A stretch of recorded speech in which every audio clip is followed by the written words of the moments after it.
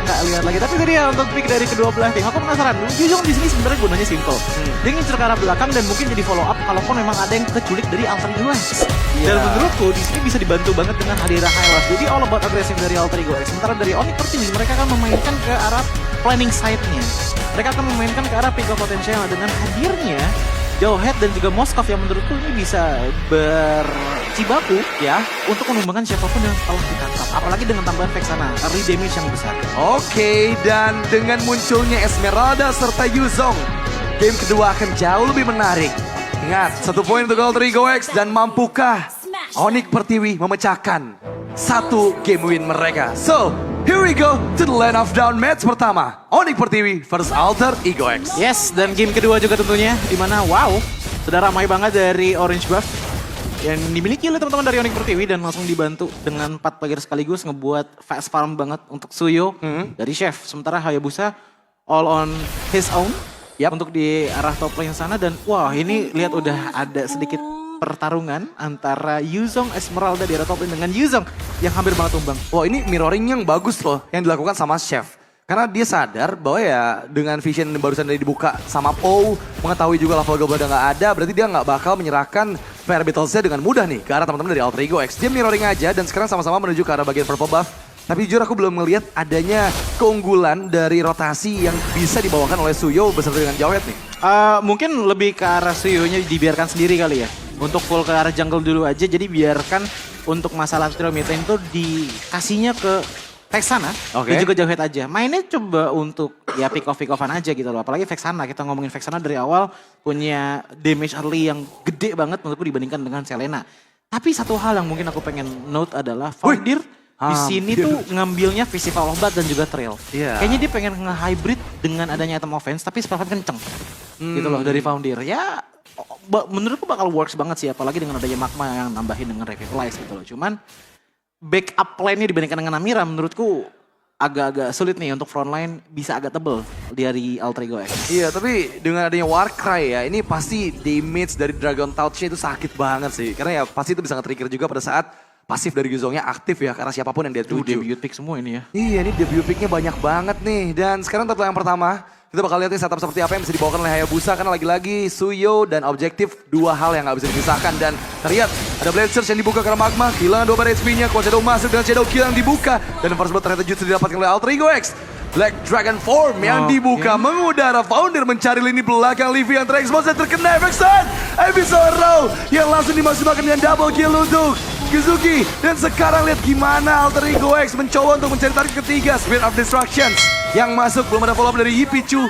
Tapi ada target ketiga yang hilang dari Onyx Pertiwi. Aku mulai melihat kombonya dengan aja Yuzong dan juga Selena. Biarkan Yuzong yang mengembara di depan sana sembari membuka map dan pada akhirnya target aim dari Selena cukup akurat di game kali ini. Wow, memang dilempar ejector tapi Kaizen masih berhasil mendapatkan retribusi yang on point, bahkan turtle pun diamankan. Dan kali ini poin kill kelima di menit ketiga. Wow, cepat sekali Choji. Ya, dan ini menjadi sebuah snowball potensial yang sangat besar dari teman-teman Alter Ego X, tapi dipatahkan dari Kaizen di arah top lane sana dengan hadirnya Esmeralda menggunakan Stardust Dance-nya yang ngebuat sebenarnya Alter Ego X rugi kehilangan jungle-nya. Tapi lihat dari total keseluruhan KDA-nya, lihat dari assist-nya. Ini Alter Ego X bukan menang dari satu player aja, tapi secara tim assist mereka tuh udah benar-benar menggendong banget hingga adanya 3000 gold lead. Sama seperti adanya menit ketiga, berarti ada hampir 1000 gold lead per menit tadi. Wow, ini cukup hampir ya. Berbahaya ya.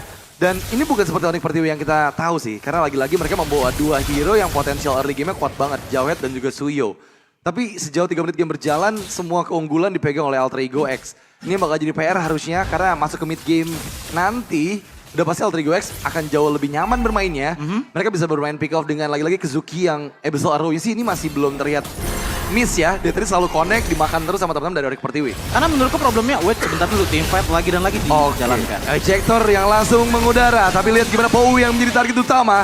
Pou langsung menghilang, Shadow Kill yang mendiaktifkan, tapi Chef gak bisa melarikan diri di jangkauan zaman Force yang dibuka oleh Arvi. Dan kali ini target ketiga juga hilang Alter Ego X benar-benar menunjukkan bahwa ganasnya early game mereka. Ini dia problemnya dengan adanya Onyx Pertiwi. Sebenarnya dari segi draft mereka niatannya adalah untuk pick off satu persatu, abis itu kuatin lewat pick off demi pick off demi pick off. Iya. Cuma masalahnya adalah Alter Ego X itu nggak pernah ngasih chance dengan cara invade, selalu invade ke jungle-jungle seperti ini. Lihat, Betul. mau di pick off siapa? Magma yang dapet. Wah, tapi Magma bisa ya untuk dimakan. Magmanya berhasil memang Tukeran dilanggar dengan tadi apa? pertukaran dengan Vow. Dan itu menjadi hal yang memang menguntungkan sekali untuk Alter Ego. Bahkan tersekarang akhirnya Seth yang mendapatkan double kill. Keuntungan pertama, tapi Shadow kill dihindari. Dengan Blazers tapi kuat Shadow yang masih connect dan Shadow Shuriken menjadi penutupan untuk Chef.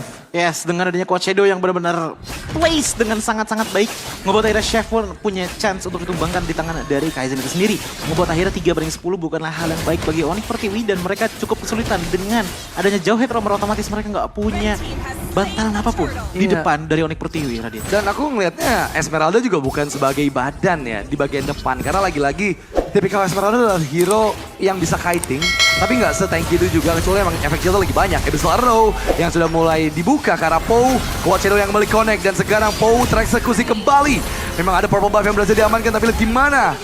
Hampir saja damage dari Garot juga masuk dan itu berulang kali Abyssal Arrow yang masuk ke tubuh dari Seth. 2 kali di 2 waktu yang berbeda. Quad Shadow memang dibuka. Dan apakah Shadow Kill berhasil menangkap Livy? Memang belum berhasil connect, tapi Seth pun gagal memberikan efek stunnya. Tapi masuk Foundir di lini belakang.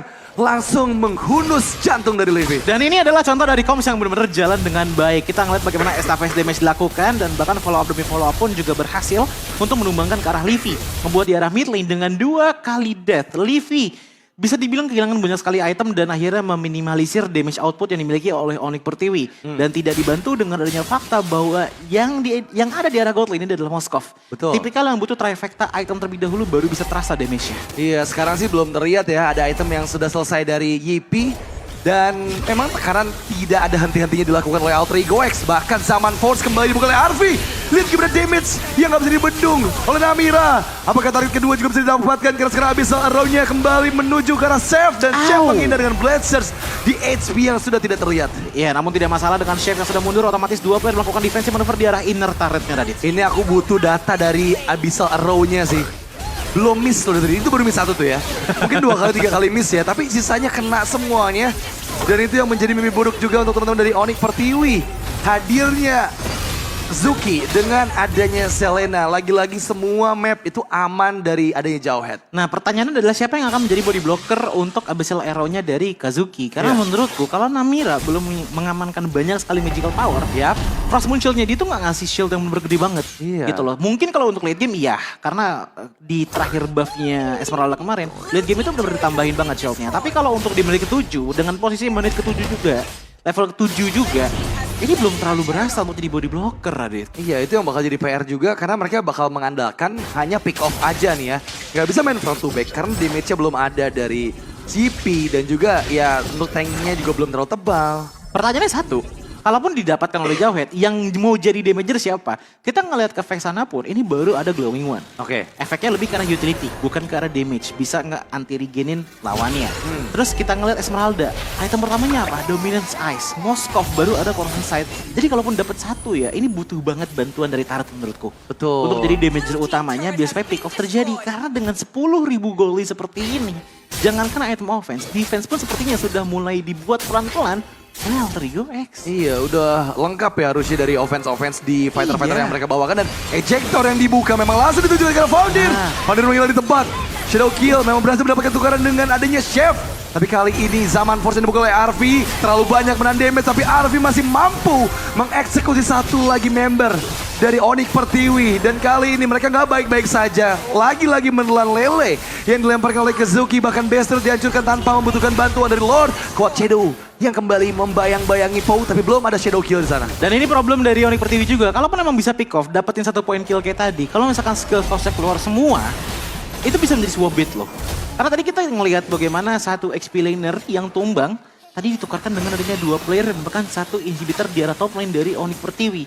Kalaupun nge-pick off juga harus jaga-jaga, tapi kalau misalkan terlalu jaga-jaga takutnya nggak tumbang. Jadi bisa dibilang di posisi yang kurang enak banget nih dari Onyx Pertiwi berdasarkan gold lead mereka. Iya, ini gold yang terpaut sangat jauh ya. Iya. Dan bisa dibilang nih, kalau kita udah ngeliat nanti players goldnya mungkin bisa aja Arvi lebih dari 1000 gold loh. Karena ini masih menit 9 dan gapnya di angka hampir 12.000. Benar. Jadi bisa aja loh ya dengan total 4 poin kill yang dia kantongin nih. Tapi Lord akan segera hadir Choji. Apakah Alter Ego X akan langsung mendapatkan Lordnya dan akan membuat dorongan lagi nih. Terutama dengan adanya base atasnya sudah hancur dan udah gak ada pasif dari semua base yang tersisa. Ini kalau dibilang mau coba ambil Lordnya ya, possible aja, ada chance-nya. Masih ada chance-nya.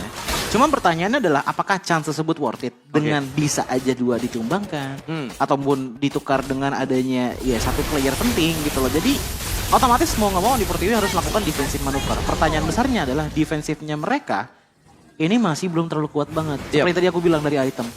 Trifecta itemnya belum ada di Moskov. Dari Livy baru Glowing One. Jadi clear wave minion yang biasa aja itu lumayan kesulitan. Apalagi yang sudah disamain dengan adanya Lord. Iya. Kalaupun emang nggak endgame, aku yakin 80% chance-nya untuk mid dan juga bottom ini bisa dihancurin dengan Lord. Kalau menurut aku ini kemungkinan besar bisa endgame sih. Terlalu jauh coach, perbedaan 1200 gold per minute sih. Itu yang pertama ya. Yang kedua power dari RV yang harusnya udah selesai di item kelimanya akan memberikan dampak besar banget di team fight. Satu zaman Force akan menjadi game changer untuk Alter Ego X karena sekarang best turret mid lane yang dituju memang berhasil di clear. Tapi wow terlalu dalam sepertinya. Untuk Magma menahan 4 player tadi di sana. Dan ya hanya kehilangan setengah HP. Glorious by the way. Black Dragon Form dipas untuk mundur. Terkena habis arrow. Dan lini belakang yang diacak-acak kali ini Alter Ego X berhasil menghilangkan 3 player dari Onyx Pertiwi. Dan mereka masih bisa mendapatkan momentum karena sekarang masih ada Lord yang mendekat ke arah bagian base dari Onyx Pertiwi. Dan Alter Ego X sepertinya ingin langsung segera menutup game yang kedua. 15.000 gold lead dengan 10 menit game time. Alter Ego bersikat 3 lane yang berbeda dari